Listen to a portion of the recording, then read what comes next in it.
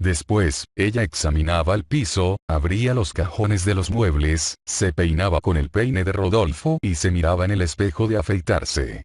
A veces, incluso, metía entre sus dientes el tubo de una gran pipa que estaba sobre la mesa de noche, entre limones y terrones de azúcar, al lado de una botella de agua. Necesitaban un buen cuarto de hora para despedirse. Entonces Emma lloraba. Hubiera querido no abandonar nunca a Rodolfo.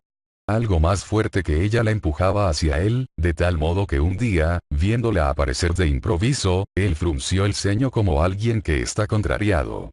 ¿Qué tienes?, dijo ella. ¿Estás malo? Háblame. Por fin, él declaró, en tono serio, que sus visitas iban siendo imprudentes y que ella se comprometía. Capítulo 10.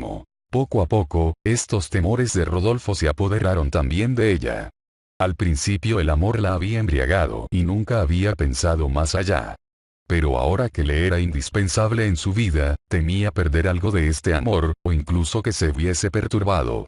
Cuando volvía de casa de Rodolfo echaba miradas inquietas alrededor, espiando cada forma que pasaba por el horizonte y cada buhardilla del pueblo desde donde pudieran verla.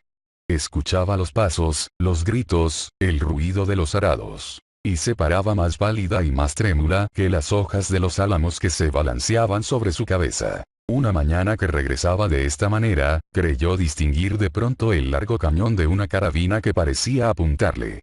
Sobresalía oblicuamente de un pequeño tonel, medio hundido entre la hierba orilla de una cuneta. Emma, a punto de desfallecer de terror, siguió adelante a pesar de todo, y un hombre salió del tonel como esos diablos que salen del fondo de las cajitas disparados por un muelle. Llevaba unas polainas sujetas hasta las rodillas, la gorra hundida hasta los ojos, sus labios tiritaban de frío y tenía la nariz roja. Era el capitán Binet al acecho de los patos salvajes. «Tenía usted que haber hablado de lejos», exclamó él. «Cuando se ve una escopeta siempre hay que avisar». El recaudador con esto trataba de disimular el miedo que acababa de pasar. Pues como una orden gubernativa prohibía cazar patos si no era en barca, el señor Binet, a pesar de su respeto a las leyes, se encontraba en infracción. Por eso a cada instante le parecía oír los pasos del guarda rural. Pero esta preocupación excitaba su placer, y, completamente solo en su tonel, se congratulaba de su felicidad y de su malicia. Al ver a Emma, pareció aliviado de un gran peso, y enseguida entabló conversación. «No hace calor que digamos, pica». Emma no contestó nada. Binet continuó. «¿Ha salido usted muy temprano?» «Sí», dijo ella balbuceando. «Vengo de casa de la nodriza que cría a mi hija». «Ah. Muy bien. Muy bien.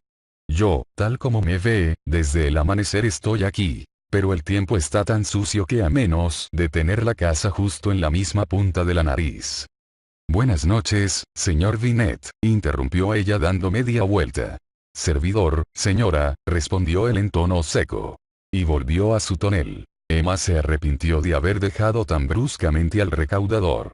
Sin duda, él iba a hacer conjeturas desfavorables. El cuento de la nodriza era la peor excusa, pues todo el mundo sabía bien en Yonville que la pequeña Bovary desde hacía un año había vuelto a casa de sus padres.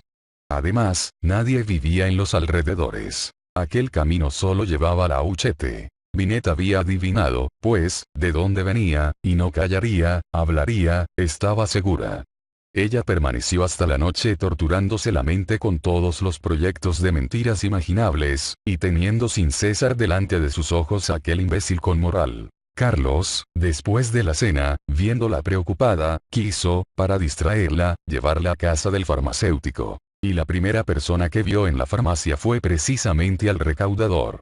Estaba de pie delante del mostrador, alumbrado por la luz del bocal rojo, y decía: «Deme, por favor, media onza de vitriolo». «Justino», dijo el boticario, «tráenos el ácido sulfúrico». Después, a Emma, que quería subir al piso de la señora Maíz. «No, quédese, no vale la pena, ella va a bajar. Caliéntese en la estufa entre tanto». «Dispénseme, buenas tardes, doctor», pues el farmacéutico se complacía en pronunciar esta palabra doctor, como si, dirigiéndose a otro, hubiese hecho recaer sobre sí mismo algo de la pompa que encontraba en ello, pero cuidado con volcar los morteros. Es mejor que vayas a buscar las sillas de la salita. Ya sabes que hay que mover los sillones del salón. Y para volver a poner la butaca en su sitio, Omais se precipitaba fuera del mostrador, cuando Binet le pidió media onza de ácido de azúcar. ¿Ácido de azúcar?, dijo el farmacéutico desdeñosamente. No conozco, no sé. Usted quiere quizá ácido oxálico. Es oxálico, ¿no es cierto? Binet explicó que necesitaba un cáustico para preparar él mismo un agua de cobre con que desoxidar diversos utensilios de casa. Emma se estremeció. El farmacéutico empezó a decir. En efecto, el tiempo no está propicio a causa de la humedad. Sin embargo, replicó el recaudador con aire mafioso, hay quien no se asusta. Emma estaba sofocada. Deme también. ¿No se marchará de una vez?, pensaba ella. Media onza de colofonía y de trementina, o 4 onzas de cera amarilla, y 3 medias onzas de negro animal, por favor, para limpiar los cueros charolados de mi equipo. El boticario empezaba a cortar cera, cuando la señora Omais apareció con Irma en brazos, Napoleón a su lado y Atalía detrás. Fue a sentarse en el banco de terciopelo, al lado de la ventana, y el chico se acurrucó sobre un taburete, mientras que su hermana mayor rondaba la caja de azufaifas cerca de su papaíto. Este llenaba embudos y tapaba frascos, pegaba etiquetas, hacía paquetes. Todos callaban a su alrededor. Y se oía solamente de vez en cuando sonar los pesos en las balanzas, con algunas palabras en voz baja del farmacéutico dando consejos a su discípulo. ¿Cómo está su pequeña?, preguntó de pronto la señora Omais. Silencio, exclamó su marido, que estaba anotando unas cifras en el cuaderno borrador. ¿Por qué no la ha traído?, replicó a media voz. Shoot. Shoot, dijo Emma señalando con el dedo al boticario. Pero Binet, absorto por completo en la lectura de la suma, no había oído nada probablemente. Por fin, salió. Entonces Emma, ya liberada, suspiró hondamente. «¡Qué fuerte respira!», dijo la señora Omais. «Ah. Es que hace un poco de calor», respondió ella. Al día siguiente pensaron en organizar sus citas. Emma quería sobornar a su criada con un regalo. Pero habría sido mejor descubrir en Yonville alguna casa discreta. Rodolfo prometió buscar una. Durante todo el invierno, 3 o 4 veces por semana, de noche cerrada, él llegaba a la huerta. Emma, con toda intención, había retirado la llave de la barrera que Carlos creyó perdida. Para avisarla, Rodolfo tiraba a la persiana un puñado de arena. Ella se levantaba sobresaltada. Pero a veces tenía que esperar, pues Carlos tenía la manía de charlar al lado del fuego y no acababa nunca. Ella se consumía de impaciencia. Si sus ojos hubieran podido le habría hecho saltar por las ventanas. Por fin, comenzaba su aseo nocturno. Después, tomaba un libro y seguía leyendo muy tranquilamente, como si la lectura la entretuviese. Pero Carlos, que estaba en la cama, la llamaba para acostarse. Emma, ven, le decía, es hora. Sí, ya voy, respondía ella. Entre tanto, como las velas le deslumbraban, él se volvía hacia la pared y se quedaba dormido. Ella se escapaba conteniendo la respiración, sonriente, palpitante, sin vestirse. Rodolfo llevaba un gran abrigo. La envolvía por completo, y, pasándole el brazo por la cintura, la llevaba sin hablar hasta el fondo del jardín. Era bajo el cenador, en el mismo banco de palos podridos donde antaño León la miraba tan enamorado en las noches de verano. Emma ahora apenas pensaba en él. Las estrellas brillaban a través de las ramas del jazmín sin hojas.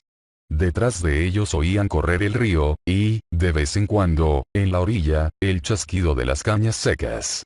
Masas de sombra, aquí y allí, se ensanchaban en la oscuridad, y a veces, movidas todas al unísono, se levantaban y se inclinaban como inmensas olas negras que se hubiesen adelantado para volver a cubrirlos. El frío de la noche les hacía juntarse más. Los suspiros de sus labios les parecían más fuertes. Sus ojos, que apenas entreveían, les parecían más grandes, y, en medio del silencio, había palabras pronunciadas tan bajo que caían sobre su alma con una sonoridad cristalina y que se reproducían, en vibraciones multiplicadas. Cuando la noche estaba lluviosa iban a refugiarse al consultorio, entre la cochera y la caballeriza. Ella encendía uno de los candelabros de la cocina que había escondido detrás de los libros. Rodolfo se instalaba allí como en su casa. La vista de la biblioteca y del despacho, de todo el departamento finalmente, excitaba su alegría. Y no podía contenerse sin bromear a costa de Carlos, lo cual molestaba a Emma. Ella hubiese deseado verle más serio, e incluso más dramático, llegado el caso, como aquella vez en que creyó oír en el paseo de la huerta un ruido de pasos que se acercaban. «Alguien viene», dijo ella. Rodolfo apagó la luz. «¿Tienes tus pistolas?» «¿Para qué?» «Pues, para defenderte», replicó Emma. «¿De tu marido?» «Ah. Pobre chico». Y Rodolfo remató la frase con un gesto que significaba: lo aplastaría de un papilotazo. Emma se quedó pasmada de su valentía, aunque notara una especie de falta de delicadeza y de grosería ingenua que le escandalizó. Rodolfo pensó mucho en aquella historia de pistolas. Si Emma había hablado en serio, resultaría muy ridículo, pensaba él, incluso odioso, pues no tenía ninguna razón para odiar al buenazo de Carlos, no estando lo que se dice consumido por los celos. Y, a este propósito, Emma le había hecho un gran juramento que él no encontraba tampoco del mejor gusto. Por otra parte, se estaba poniendo muy sentimental. Habían tenido que intercambiarse retratos, se habían cortado mechones de cabello, y Emma pedía ahora un anillo, un verdadero anillo de matrimonio en señal de alianza eterna. A menudo le hablaba de las campanas del atardecer o de las voces de la naturaleza. Después, de su madre y de la de él. Rodolfo la había perdido hacía 20 años. Emma, sin embargo, le consolaba con remilgos de lenguaje, como si hubiera hecho con un niño abandonado, e incluso le decía a veces, mirando la luna: «Estoy segura que desde allá arriba, las dos juntas aprueban nuestro amor». Pero era tan bonita. Había poseído tan pocas mujeres con semejante candor. Este amor sin desenfreno era para él algo nuevo, y sacándole de sus costumbres fáciles, halagaba a la vez su orgullo y su sensualidad. La exaltación de Emma, que su buen sentido burgués desdeñaba, le parecía en el fondo del corazón encantadora, puesto que se dirigía a su persona. Entonces, seguro de ser amado, no se molestó, insensiblemente sus maneras cambiaron. Ya no empleaba como antes aquellas palabras tan dulces que la hacían llorar, ni aquellas vehementes caricias que la enloquecían. De modo que su gran amor en el que vivía inmersa le pareció que iba descendiendo bajo sus pies, como el agua de un río que se absorbiera en su cauce, y percibió el fango. No quería creerlo. Redobló su ternura. Y Rodolfo, cada vez menos, ocultó su indiferencia. Emma no sabía si le pesaba haber cedido o, por el contrario, si deseaba amarle más. La humillación de sentirse débil se tornaba en rencor que los placeres atemperaban. No era cariño, era como una seducción permanente. Rodolfo la subyugaba. Ella casi le tenía miedo. Las apariencias, sin embargo, eran más tranquilas que nunca, pues Rodolfo había acertado a llevar el adulterio según su capricho. Y al cabo de 6 meses, cuando llegó la primavera, se encontraban, el uno frente al otro, como dos casados que mantienen tranquilamente una llama doméstica. Era la época en que el tío Roault mandaba su pavo en recuerdo de su pierna recompuesta. El regalo llegaba siempre con una carta. Emma cortó la cuerda que la ataba al cesto, y leyó las siguientes líneas: «Mis queridos hijos. Espero que la presente os encuentre con buena salud y que este resulte tan bueno como los otros. Parece un poco más tiernecito, y me atrevo a decir que más lleno.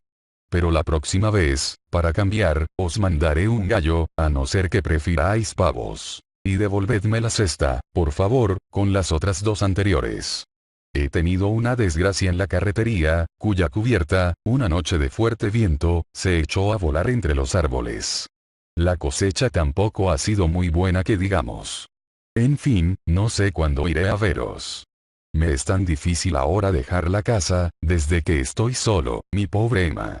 Y aquí había un intervalo entre líneas, como si el buen hombre hubiese dejado caer su pluma para pensar un rato. «Yo estoy bien, salvo un catarro que atrapé el otro día en la feria de Ivetot, a donde había ido para apalabrar a un pastor, pues despedí al mío porque era de boca muy fina. Cuánto nos hacen sufrir todos estos bandidos.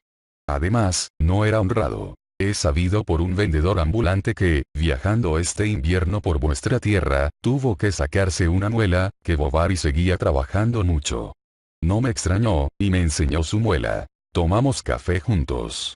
Le pregunté si te había visto, me dijo que no, pero que había visto en la caballeriza 2 animales, de donde deduzco que la cosa marcha bien. Mejor, queridos hijos, y que Dios os conceda toda la felicidad imaginable. Siento mucho no conocer todavía a mi querida nietecita Berta Bovary. He plantado para ella, en la huerta, debajo de tu cuarto, un ciruelo de ciruelas de cascabelillo, y no quiero que lo toquen si no es para hacerle después compotas, que guardaré en el armario para cuando ella venga. Adiós, queridos hijos.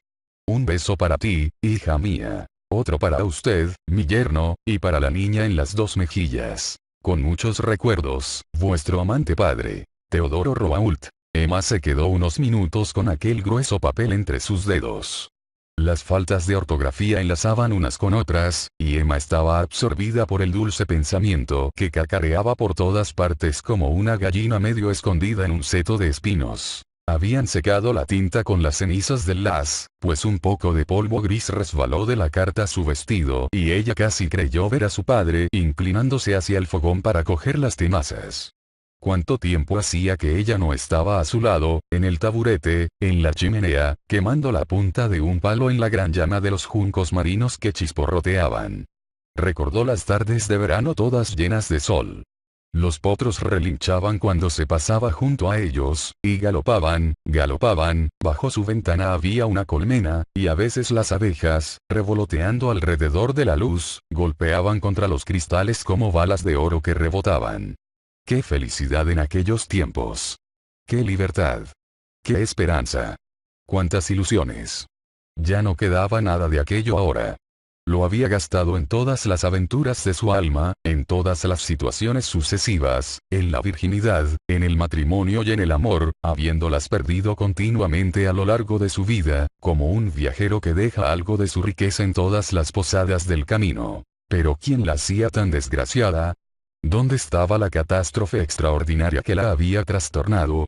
Y levantó la cabeza, mirando a su alrededor, como para buscar la causa de lo que le hacía sufrir. Un rayo de abril tornasolaba las porcelanas de la estantería. El fuego ardía. Ella sentía bajo sus zapatillas la suavidad de la alfombra. El día estaba claro, la atmósfera tibia, y oyó a su hija que se reía a carcajadas. En efecto, la niña se estaba revolcando en el prado, en medio de la hierba que segaban. Estaba echada boca abajo, en lo alto de un almiar.